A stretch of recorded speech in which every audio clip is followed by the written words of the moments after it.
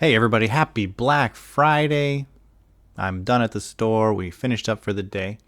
Hope everybody out there is having a good holiday, that you had a good Thanksgiving yesterday.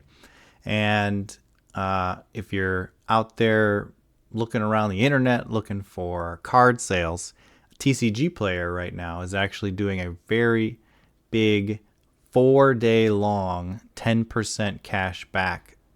And I know a lot of the people selling Alestrals. I've been getting questions from people in their Discord, people who are getting into selling for the first time, and getting their accounts set up. And that's been tried to be helpful. I've been doing this for a few years, and one of the questions that people don't really ask, and then they end up having problems because they have to kind of figure it out trial by error. And that question is, how do I actually mail the cards?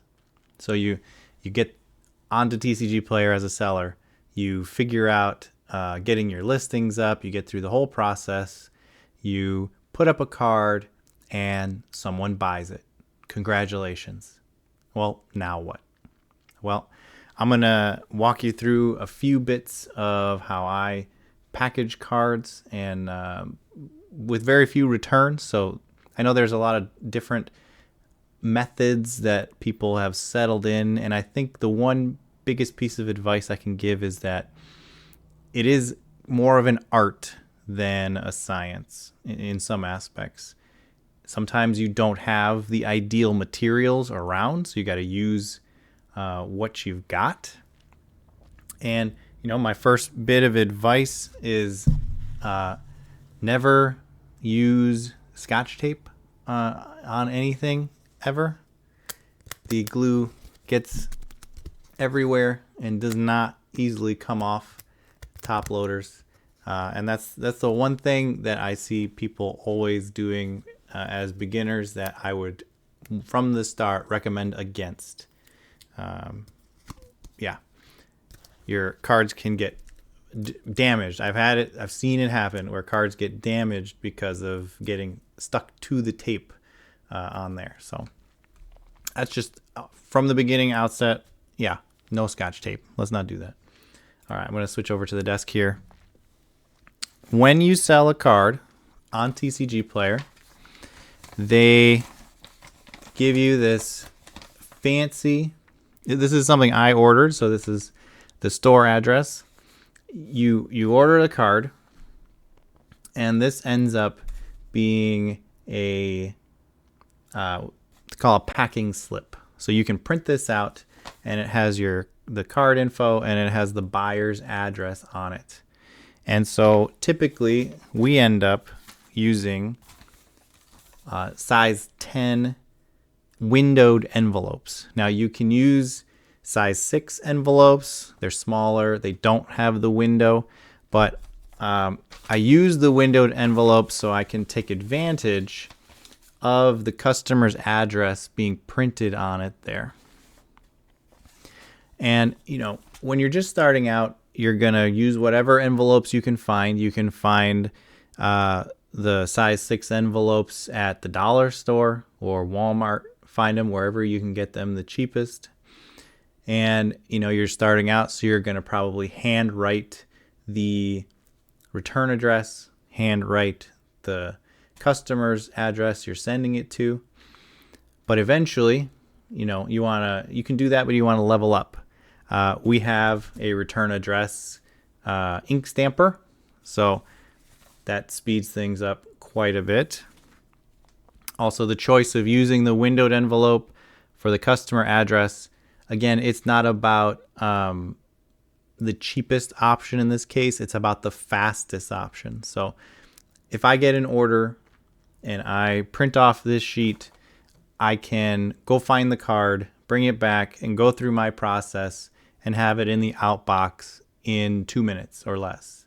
Saves you when you're going to ramp up and get higher volume and you want to do 50 a day. Yeah, you're going to get hand cramps if you're handwriting addresses all the time. So you want to work towards automating and elevating some of this process. So what do I do when there's just one card? Let's start with that. When you have an order for one card, what do you do? Well, let's grab this Alestral's Water Spirit here. Now, you want to have some kind of semi-rigid protection for cards. If let's say you were on there trying to sell bulk and selling in the penny card or 5-cent card kind of category, some people basically just throw it in a sleeve and throw it in the envelope, or no sleeve at all, and just send it like a prayer. You can do that, but there's a pretty good chance that your stuff is going to show up bent or damaged. So we've got our penny sleeves here. We are going to take this card and we are going to put it upside down in the penny sleeve, so that the bottom there, and we're going to put the card in the top loader with the bottom down. Now, you may have a top loader that feels very tight, like the card's not going to fall out, but I've had it happen where in shipment it will slide around. And if you put the opening of the top of the sleeve down, then that keeps a better chance of the card from slipping out. Now, a lot of people at this point whip out the Scotch tape and cover the top of this thing. And I recommend don't do that. Painter's tape comes in blue, green, beige. It's a little bit more expensive again. You just take a little piece, you put it over the end, pinch the top loader closed, and there. So the card can move, and it might end up against the tape, but because we flipped the sleeve upside down, the actual card will never have a chance to touch the tape. Okay? Now, you can fold the slip so that it'll fit in your envelope. And this is a part that another thing I see people do. It is good to tape the card in place so that it's not sliding around the envelope. Some post office, if they can't bend the envelope in the middle, they'll charge you for a non-machinable rate. And so I always recommend you take your item and you move it all the way off to one side and then secure it there. So I'm used to folding these in such a way so that I fold it so there's a lip you can tape the card to, and then you can fold it so that the address shows. And then I take my envelope and pack it in there.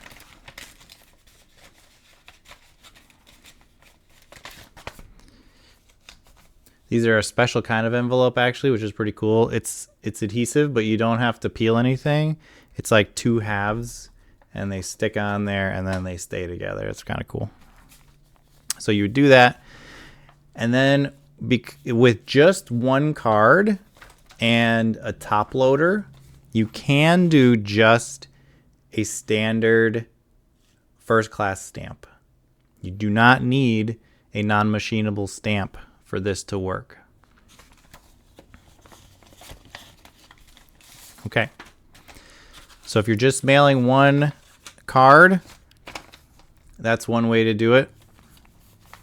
If you want to get fancy and up your presentation, instead of using tape, take a different card here, Fleur Mine. We're going to take that Fleur Mine we're gonna put the sleeve upside down. We're gonna put it in a top loader. This part's all the same. But then we're going to get a team bag. Team bags are great. Reusable. You take your top loader, put it in there, peel off the little annoying plastic there,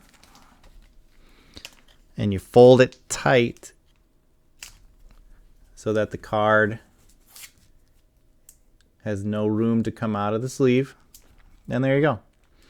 Now this also makes it pretty much waterproof as well. So that's another reason for doing a team bag as opposed to just tape, is now like the whole end of the card is sealed, so the envelope could get wet or damaged in your mailbox and nothing will happen to the card. It is protected.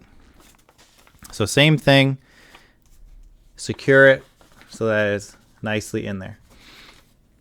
And to be a little fancier, instead of using painter's tape to secure, I actually have some stickers that I use that look nice and will hold this in place. So you can get just some circular sticker, something to keep the card from sliding around. Now, why is that important? Well, you can end up mailing multiple cards. And the more secure they are in the package, the easier it is to do. All right, so this is ideally how I would mail one card. You can upgrade. You can scale this up to be able to fit 2 or 3 cards in a single top loader.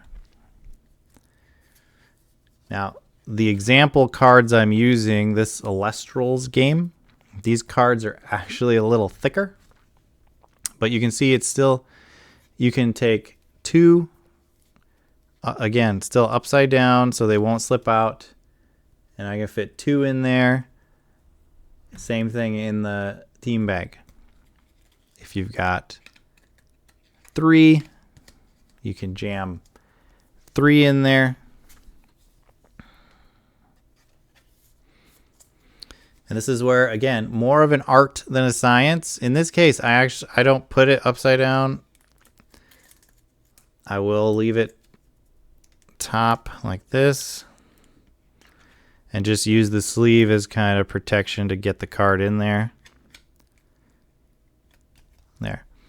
So there's 3 cards in there.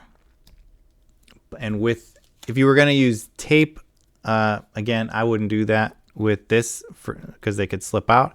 But with the team bag, if they do slip with this, you might be able, depending on your sleeves, or to get it in upside down the proper way. But there you go. There's one way to do it. And that's the same thing. You still wouldn't have any issue with using a standard stamp. And another trick that I've heard from people, I don't know if this is just anecdotal, but if you have the cards on the right side of the envelope, the way they feed them through the sorter, the first half will go through and then it'll pull the rest of it through. Whereas if it's not secure on the right, if it's moving around in the envelope, you might have a better chance of it getting stuck in the sorting machine. Okay? All right. So there, you're mailing 1, 2, 3 cards, easy. Now, if you want to upgrade to doing more in an envelope, you're going to have to pay attention to the weight. The standard first class stamp will cover up to 1 ounce. And so if you are going to do, typically for Magic cards, Flesh and Blood, most standard trading cards, you can fit up to 6 non-foil cards in an envelope before you get close to 1 ounce. Well, how do you send 6 cards then? Well, here's another thing I like to use. And I don't know if you've seen these around, but these are called shipping shields. And they're definitely more flexible than a top loader, but still offer protection for your cards and some stability. So the way I do these, if I have 3 to 6 cards, I will put it in a shipping shield instead of a top loader. So 1, 2, 3, 4, 5, 6. Now, if I was doing Alestral's bulk this way, which I don't, I would probably max out at 5 because these cards are actually thicker. Now, why does thickness matter? Because the post office has a measurement of how thick an envelope can be and be able to go through their automatic sorter. And I'd have to look up the exact measurement, but it's basically like a 1/4 of an inch, something like that. So 5 cards in a sleeve, bottom facing down. Fold that over and put that in here. Secured. Okay? This, as thick as that looks, I've had no problem with sending this through with a regular stamp. As long as, again, you stay under an ounce and you use proper packaging like this, should go through no problem. Now, if, let's say you wanted to, you got an order for 8, 9, 12 cards. Well, there's a couple methods you can use. If it is, let's say 10 cards, okay? The one way I'll do it, 1, 2, 3, 4, 5. I will essentially do this twice. I'll split them up in 2 separate shipping shields.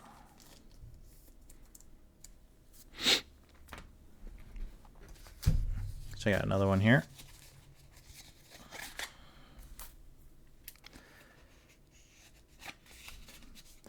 You do 2 separate shipping shields and do them on the ends like this.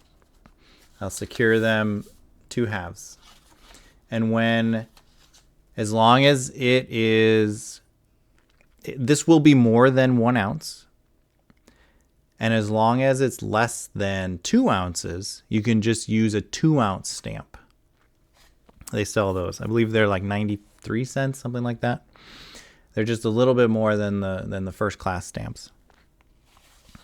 Now, you can scale this up and do even more.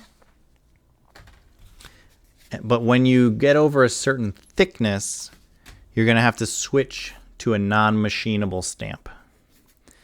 And so sometimes what we'll do is, let's say I got an order for 16 cards. 16 cards, or I had an order for 12 cards, but they're 12 foils, and 12 foils weigh more than non-foils. So I'll add 3 to each of these piles.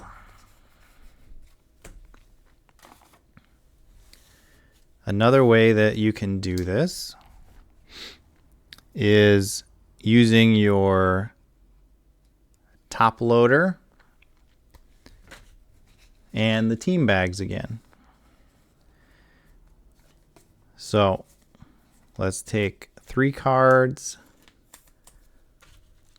put them in a team bag, or the top loader.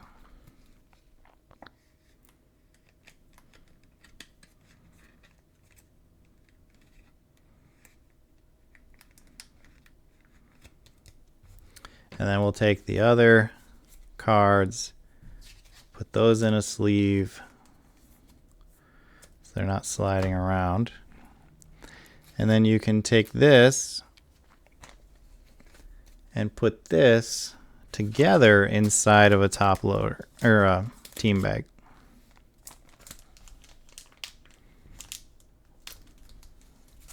And so you create kind of a little mini package here. And then you secure that in your envelope. Now this is thicker, so you're going to need to use a non-machinable stamp in my recommendation. Now again, it's more of an art than a science. Some post offices are more strict than others. Your local post office might be more strict.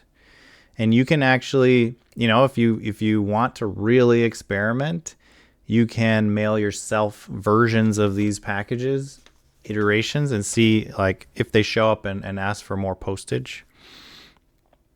But this works pretty well.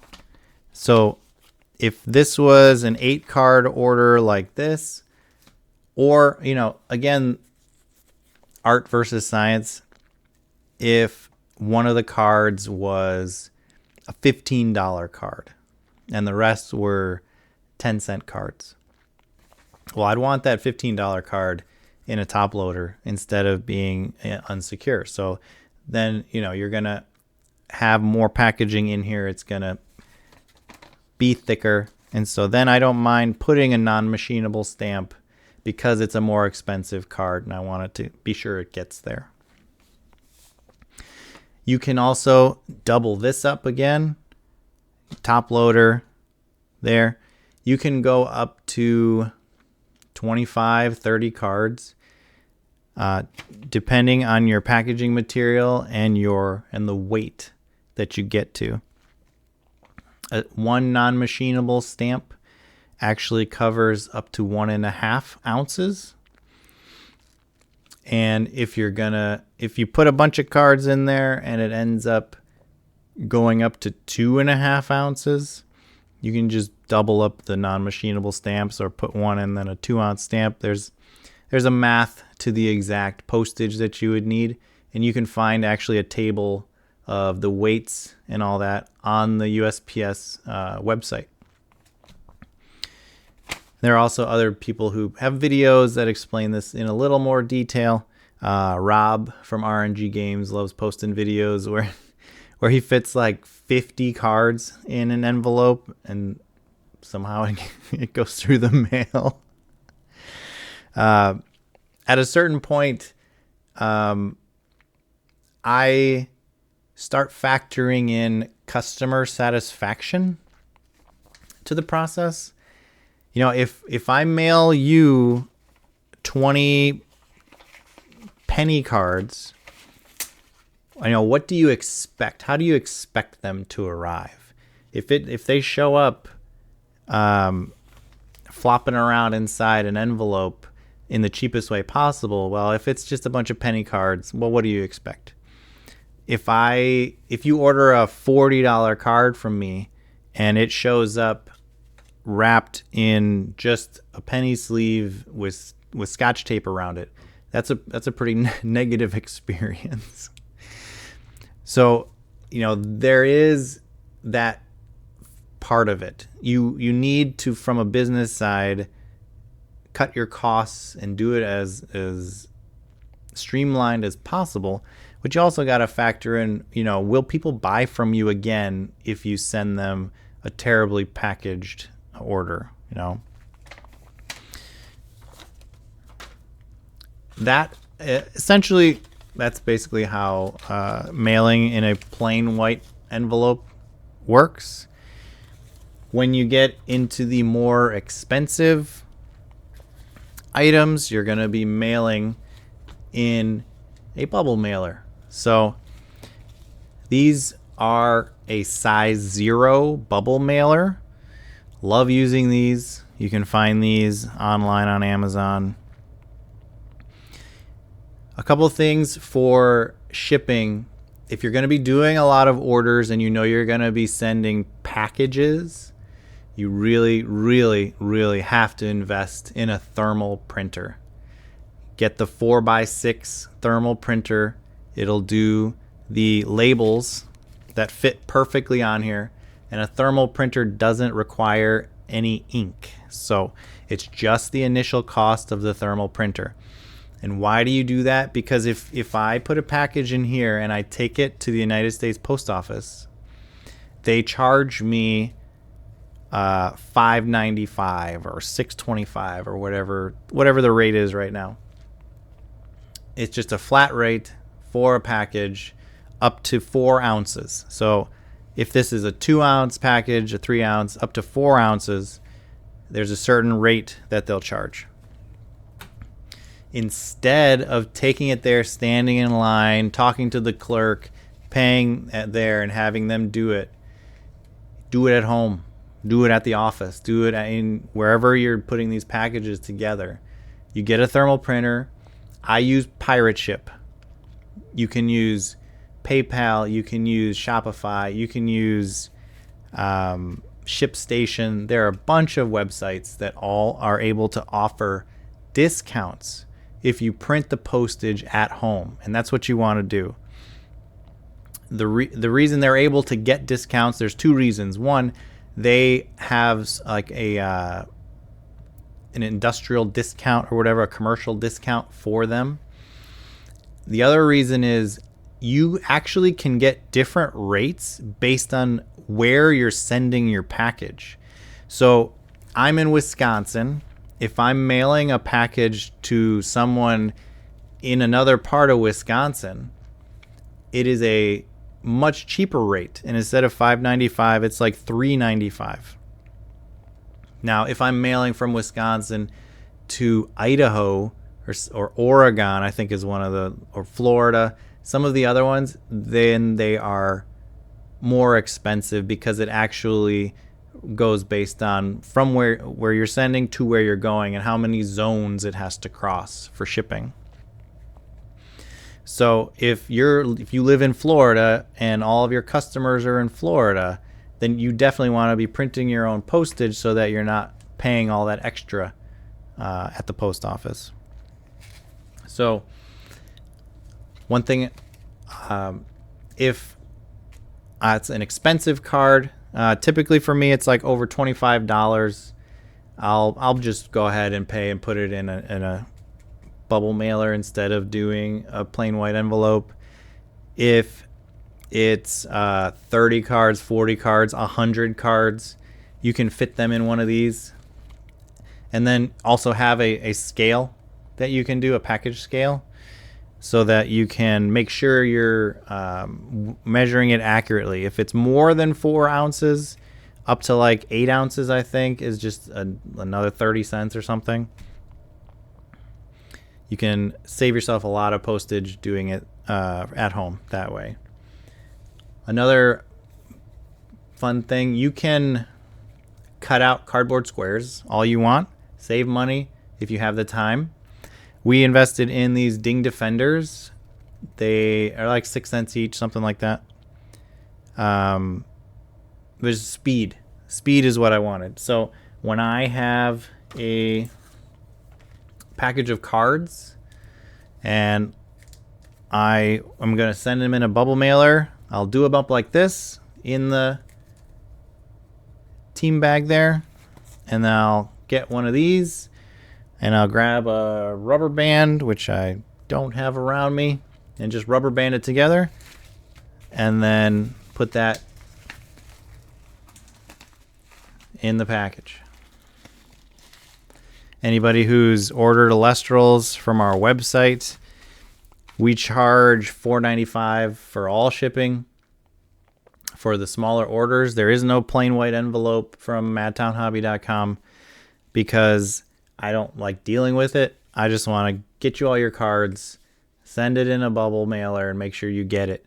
Also, the other reason to do a bubble mailer and not a plain white envelope is tracking. If you want to risk mailing a $40, $50 card in a plain white envelope, that buyer can say they never got it, and TCGPlayer doesn't care. If the buyer says they never got it, that's who they believe. There's really no way to prove it. And so they just basically changed their policy to be like, yep, they said they never got it, issue a refund. But if you do it in a bubble mailer, it's tracked. And as long as that tracking says it was delivered, then they can't contest it. Can't contest it. Okay? All right. That was a lot. If you have questions about how to package, what to get, here's our plug, madtownhobby.com. We have sleeves. We have team bag things. You can order from us if you want to. Top loaders as well. But you can find all that stuff locally in whatever game store you've got going around, or on Amazon for a good deal. But I order a bunch of stuff. I get it. I'm really shocked at how people mail stuff sometimes, but it does not take much in this world to be better than most everybody else that you're competing against. And if you're taking this selling cards thing seriously, you gotta have a process and iterate on it, improve it, and just do better for the people that you're trying to serve. So hope everybody has a great day, have a great holiday, and we'll see you next time. Thanks.